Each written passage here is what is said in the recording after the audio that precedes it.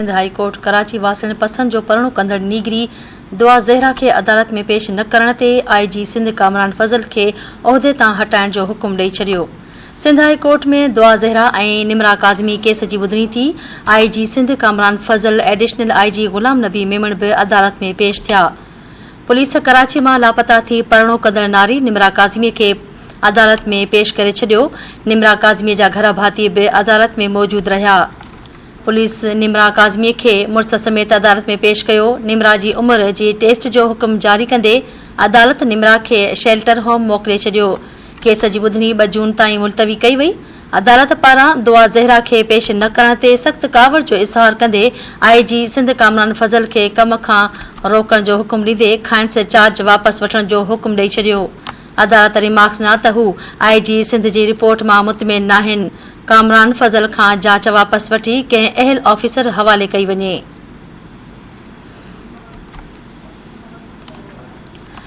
सिंध जे वॾे वज़ीर सैयद मुराद अली शाह चयो त मथस लॻल इल्ज़ामनि में का बि सदाकत नाहे। नेब कानूननि जे हवाले सां तरमीमूं कयूं वयूं आहिनि। एहतसाब अदालत में ॿुधणीअ बाद इस्लामाबाद में मीडिया सां ॻाल्हाईंदे सिंध जे वॾे वज़ीर सैयद मुराद अली शाह चयो त पेशीअ ते जेतिरो ख़र्च अचे थो उन जो हिसाब लॻाए वञे त सभिनी जो केतिरो बणिजे थो। वॾे वज़ीर सैयद मुराद अली शाह मूजिब PTI पारां कराची में इजाज़त खां सवाइ एहतजाज कयो वियो ऐं पुलिस ऐं सरकारी मिल्कियतुनि खे नुक़सान पहुचाइण जी कोशिश कई वई। वॾे वज़ीर चयो त कराची में पुलिस ऑफिसरनि ते तशदुद थियो। पुलिस वेन खे साड़ियो। कंहिंखे पुरअमन एहतजाज करणो आहे त दरवाज़ा खुलियल आहिनि।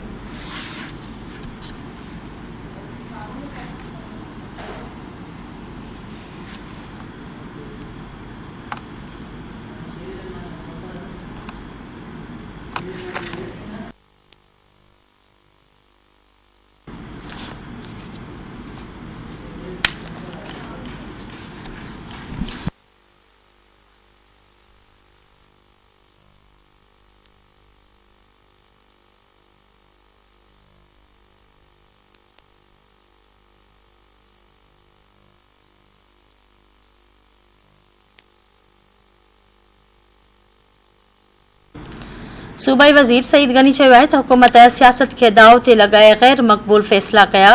कराची में मीडिया सां ॻाल्हाईंदे सईद गनी चयो त IMF सां मुआहिदो इमरान ख़ान हुकूमत कयो हो।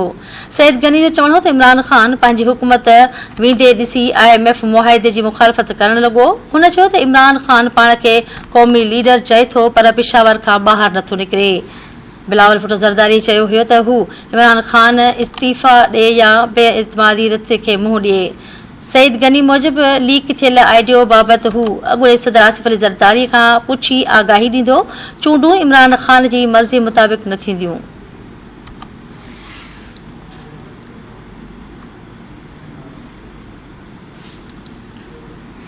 सूबाई वज़ीर शर्जील इनाम मेमण चयो आहे त इरसा 91 वारे ठाह तहत सिंध खे पाणी ॾियण में नाकाम रही आहे।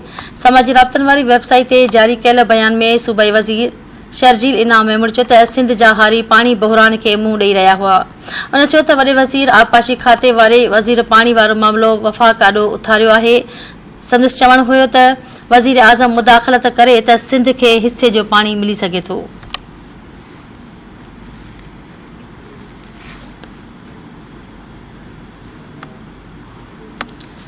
सिंध में पहिरें मरहले में थींदड़ मकानी चूंडूं मुलतवी कराइण लाइ सिलेक्ट कमेटी पंहिंजूं सिफ़ारिशूं अटॉर्नी जनरल खे मोकिले छॾियूं आहिनि। सिंध असेंबली जे सिलेक्ट कमेटी में शामिल सियासी पार्टियुनि मकानी चूंडूं मुलतवी कराइण जो फ़ैसिलो कयो आहे।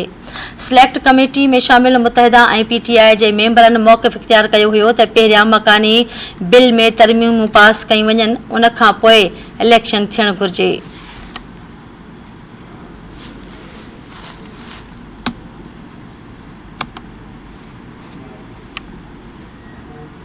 बलोचिस्तान में मकानी चूंडुनि जे पहिरें मरहले में आज़ाद उम्मीदवारनि मैदान मारे वरितो आहे। 32 ज़िलनि में मकानी चूंडुनि में आज़ाद उम्मीदवार 1418 सीटूं खटे अॻु भरिया रहिया। गैर सरकारी ऐं गैर हतमी नतीजनि मूजिब सियासी पार्टियुनि में जमीयतुल उलमा इस्लाम फ़े 249 सीटूं खटे पहिरियों नंबर हासिल करे वरितो आहे, जॾहिं त बलूचिस्तान अवामी पार्टी 193 सीटूं खटे ॿिए नंबर ते रही आहे। पश्तूनख्वा मिली अवामी पार्टी 94 सीटूं खटे 3 नंबर ते आहे।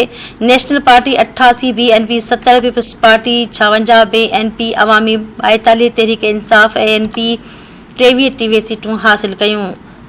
जमहूरी वतन पार्टी 18, नून लीग 15 ऐं जमात इस्लामी 7 सीटूं खटियूं।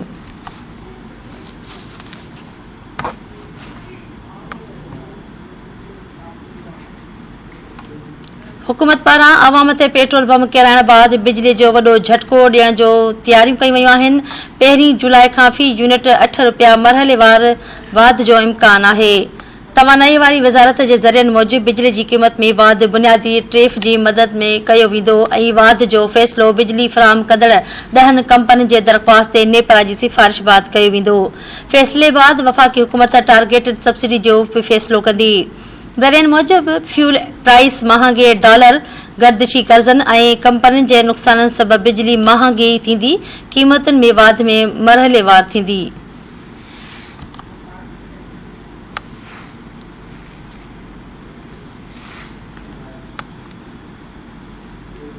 पीपल्स पार्टी जा मकानी चूंडनि जे पहिरें मरहले में 16 खां वधीक यूसी चेयरमैन, वाइस चेयरमैन ऐं टाउन कमेटियुनि जा उहिदेदार बिना मुक़ाबले कामयाब थी विया। कोट डीजे जे यूसी रहीम बख्श वसाण जा 3 उहिदेदार शहरियार वसाणी, अब्दुल रज़ाक ऐं मुमताज़ गोपांग बिना मुक़ाबले कामयाब करार ॾिना विया।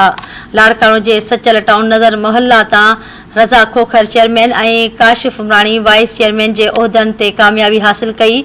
लाड़काणो जे यूसी दड़ी टाउन में नईम तुनियो ऐं असद खल बिना मुक़ाबले कामयाब थी विया।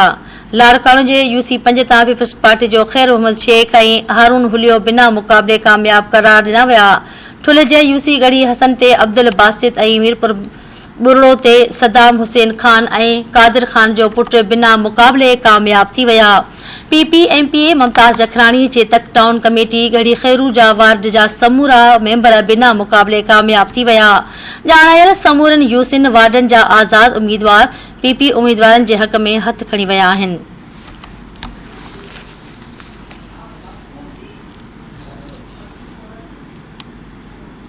नेब फरह गोगी ख़िलाफ़ मनी लॉन्ड्रिंग केस में जांच तेज़ करे छॾी आहे। नेब लाहौर पारां फरह गोगी ऐं संदसि मुड़ुस अहसन जमील ख़िलाफ़ मिल्कियतुनि ऐं मनी लॉन्ड्रिंग केस जी जांच फराह ख़ान जो कैशियर, अकाउंटेंट ऐं बैंकर्स खे अॼु नेब लाहौर में तलब करे वरितो आहे। नेब लाहौर पारां चइनी ॼणनि खे घुर्बल रिकॉर्ड समेत पेश थियण जी हिदायत कई वई। नेब मुल्क खां ॿाहिरि मुंतक़िल थियण वारी रक़म बाबति बि रिकॉर्ड तलब करे वरितो।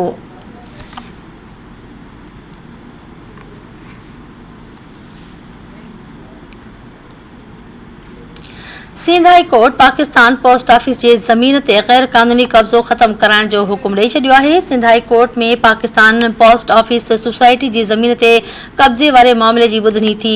अदालत पारां पाकिस्तान पोस्ट ऑफिस जी ज़मीन तां कब्ज़ो ख़त्म कराइण जो हुकुम ॾिनो वियो। सिंध हाई कोर्ट पारां DG रेंजर्स खे कब्ज़ो ख़त्म कराइण वारे कम में मदद जी बि हिदायत कई वई आहे। उन मौक़े ते रिमार्क्स ॾींदे अदालत चयो त ऑपरेशन खां अॻु हफ़्तो हिकु DG रेंजर्स सां राब्तो कयो हुयो। अदालत चयो त 2012 में प्लाट अलाट थिया पर हिन वक़्त ताईं नाहिन मिली सघिया। उन मौक़े ते दरख़्वास्त ॾींदड़नि जो चवणु हुयो त कब्ज़ो कंदड़ सियासी माण्हू थी सघनि था।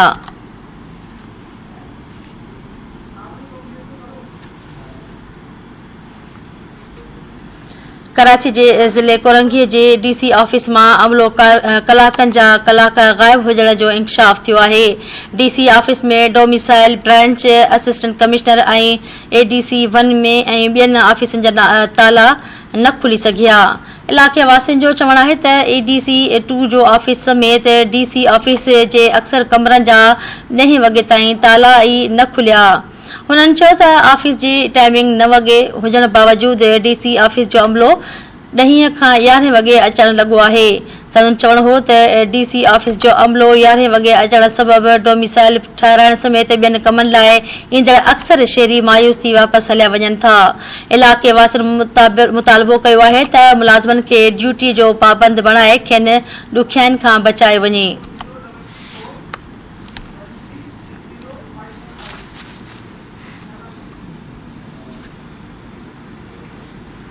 मिठियाणी वासी नौजवान जो कराची में कमरे मां लाश हथायो आहे। नौजवान सज्जाद मशूरी जो चकरा ॻोठ वारे इलाके में घर मां लाश हथायो आहे। वारसनि जो चवणु आहे त नौजवान फैक्ट्रीअ में कमु कंदो हुयो। अॼु राति संदसि लाश हथायो आहे। नौजवान जे मौत जी ख़बर ॿुधी संदसि घर में कोहराम मची वियो। घर मां नौजवान जो लाश हथड़ अचण बाद संदसि वारसनि मड़ खणण लाइ कराची रवाना थी विया आहिनि।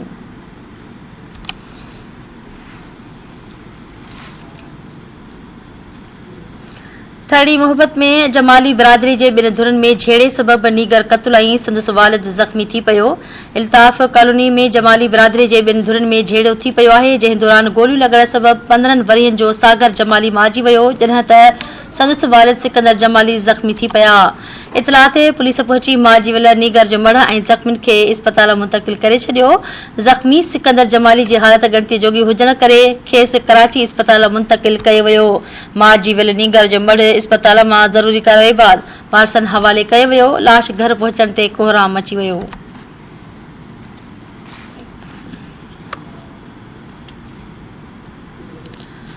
ठुल्ह वेझो ॻोठ मीरण खोसो में 11 इल्ज़ाम हेठि ॿिटो क़त्ल थियो आहे। जवाबदारनि फायरिंग करे अब्दुल्ला खोसो ऐं नारी सुगरा खे क़त्ल कयो। इतला ते पुलिस पहुची मारिजी वियल नौजवान नारीअ जो लाश इस्पताल मुंतक़िल करे छॾिया।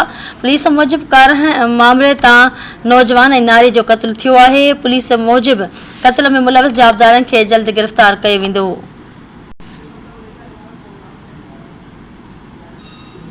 सोभर दौरे में ज़मीन जे तकरार तां हथियारबंदनि जे हमले में पुलिस एहलकार क़त्ल थी वियो। पुलिस मूजिबि एहलकार जमील सहतो ते अणॼातल हथियारबंद फायरिंग करे फरार थी विया।